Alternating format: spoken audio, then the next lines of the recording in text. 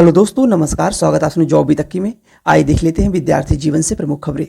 UP triple S C अधीनस्थ सेवा चयन आयोग की बहुप्रतीक्षित भर्ती विज्ञापन यानी जेई सिविल का 4016 पदों पे कल विज्ञापन का आवेदन स्टार्ट हो गया है। 7 मई देर शाम से आवेदन स्टार्ट हुआ, लेकिन आवेदन से पहले आपको कुछ बातों को ध्यान रखना है। आवेदन कैटेगरी वाइज कैसे करना है, ईडब्ल्यूएस सर्टिफिकेट कब से कब तक मान्य होगा, वहीं डीबी के रिजल्ट में रिजर्वेशन मिलेगा या फाइनल रिजल्ट में रिजर्वेशन मिलेगा, संपूर्ण जानकारी मिलेगी। सिलेबस को लेकर जानकारी दी जाएगी। पीईटी 21-22 को लेकर क्या चल रहा है अधीनस्थ सेवा चयन आयोग में, क्या मौका मिलेगा या नहीं मिलेगा, वहीं बीटेक वालों को लेकर क्या चल रहा है। लोगों के मन में जो भी संदेह होगा भर्ती विज्ञापन में आवेदन करने से पहले, कितने और सीट बढ़ सकती है, क्या अधीनस्थ सेवा चयन आयोग में जो पद गए हुए हैं उन पदों को जोड़ा जाएगा या नहीं जोड़ा जाएगा, यानी 4016 पदों के सापेक्ष और जो पदों का अध्याचन अधीनस्थ सेवा चयन आयोग में गया हुआ है, क्या उन पदों को भी जेई सिविल में जोड़ा जाएगा या अगले विज्ञापन में वो पद देखने को मिलेंगे। वहीं बीटेक और पीईटी 21-22 को लेकर क्या अधीनस्थ सेवा चयन आयोग में चल रहा है, क्या इन लोगों को भी आवेदन करने में मौका दिया जाएगा या नहीं दिया जाएगा, संपूर्ण जानकारी मिलेगी। जो लोग चैनल पे नए हो चैनल को सब्सक्राइब कर दें और ज़्यादा से ज़्यादा शेयर करें ताकि सभी तक बातें जा सकें। आइए बात करते हैं विस्तार से।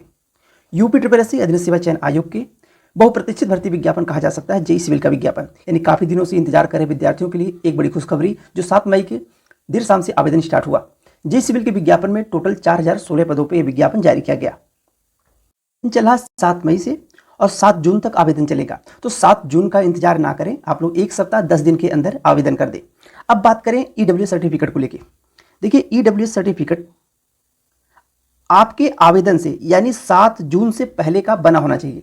यानी कि कुछ लोग ऐसे भी करते हैं कि आवेदन करने के बाद अपना ईडब्ल्यूएस सर्टिफिकेट जो है रिन्यूअल करवाते हैं, तो रिन्यूअल होने में समय लगता है, इसलिए आप रिन्यूअल अभी करवा लीजिए। यानी कि 7 जून से पहले आपका सर्टिफिकेट रिन्यूअल हो जाए। अगर रिन्यूअल नहीं है तो, और अगर आप नहीं बनवाए हैं तो बनवा लीजिए, चाहे वो ईडब्ल्यूएस के कैंडिडेट हों या ओबीसी वाले अपने कैटेगरी के सर्टिफिकेट उनके पास अगर नहीं है तो वो भी बनवा ले 7 जून से पहले। 7 जून के बाद का सर्टिफिकेट मान्य नहीं होगा, क्योंकि इसके पहले भी भर्ती विज्ञापनों में ऐसा हुआ है कि ईडब्ल्यूएस सर्टिफिकेट, जैसे कि आपके मुख्य सेविका भर्ती में काफ़ी ऐसा देखने को मिला है कि विज्ञापन के लास्ट डेट के बाद ईडब्ल्यूएस का जो सर्टिफिकेट है वो बना काफ़ी लोगों का, जो कि वो लोग बाहर भी होंगे। देखिए, आपका सर्टिफिकेट जो कोई भी सर्टिफिकेट हो वह आपके आवेदन के लास्ट डेट के पहले वह कंप्लीट होना चाहिए, तभी आप आवेदन कर पाएंगे, चाहे कैटेगरी में हो, चाहे आपकी मान लीजिए मार्कशीट कोई हो, आपका रिजल्ट आने वाला हो। अगर 7 जून से पहले आ गया तभी आप आवेदन कर सकते हैं। कैटेगरी वाइज पदों की बात कर ले तो कैटेगरी वाइज जो पदों की संख्या है 4016 टोटल पदों की संख्या है। अगर मान लीजिए आप जनरल में फॉर्म अप्लाई करते हैं, माना आप जनरल में फॉर्म अप्लाई किया, तो आपका जो डीबी का रिजल्ट बनेगा 1522 पोस्ट के सापेक्ष, यानी कि जनरल में 1522 पोस्ट है, आपका जब डीबी का रिजल्ट बनेगा तो वह 1522 में ही जनरल के 2 गुना हो या 1.5 गुना विद्यार्थियों को अगर डीबी के लिए बुला रहा आयोग, तो उसमें ही आप लोग रहेंगे, 1.5-2 गुना में, यानी जनरल में ही रहेंगे।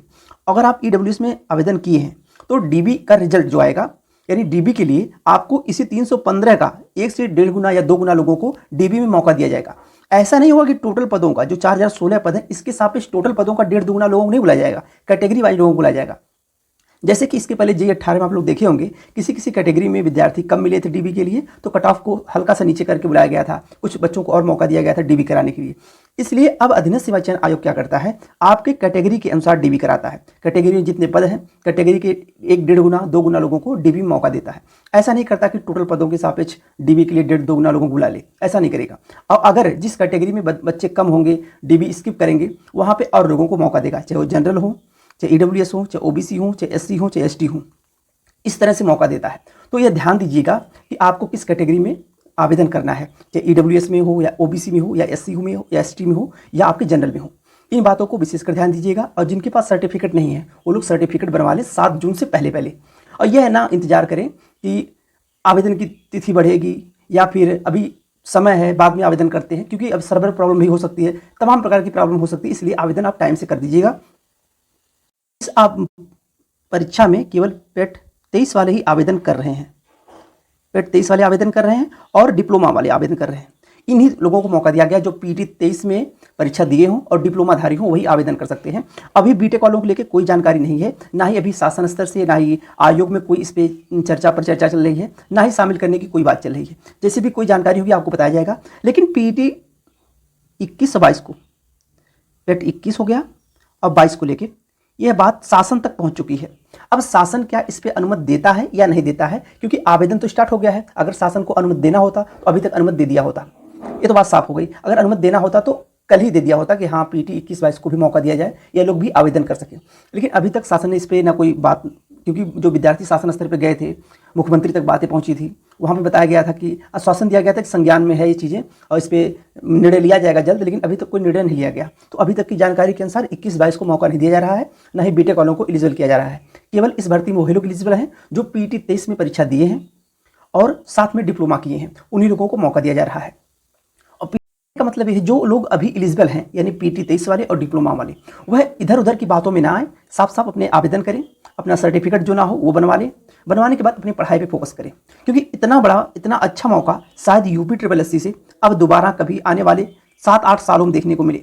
ऐसा नहीं कि विज्ञापन नहीं आएगा, विज्ञापन आएगा आप लोगों का, लेकिन वही है 400-600 पदों पे आएगा, 700 पदों पे आएगा, इससे ज़्यादा पदों की संख्या नहीं होगी। और कब विज्ञापन आएगा यह भी कुछ कहा नहीं जा सकता।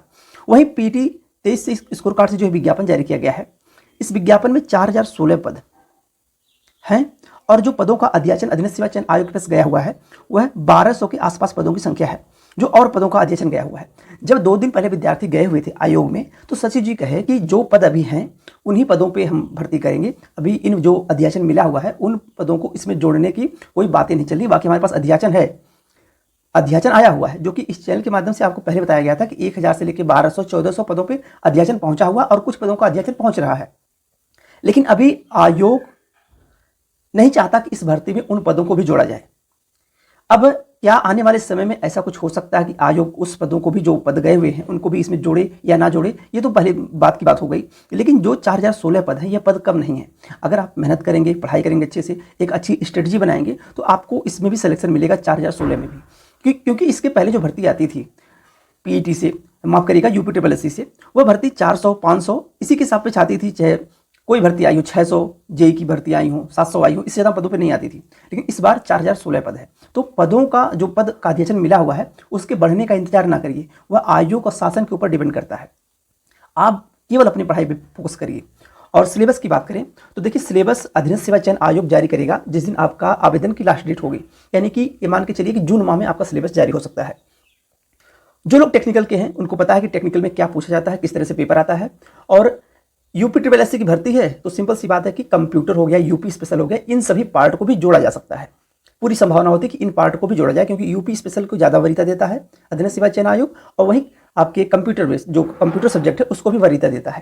तो इन सबको छोड़ के अभी आप केवल टेक्निकल को पढ़िए, क्योंकि आपका सिलेबस जब आ जाएगा तब और जो अदर सब्जेक्ट है उनको भी फोकस करिएगा। लेकिन अभी विशेषकर अपने आप टेक्निकल पे फोकस करिए।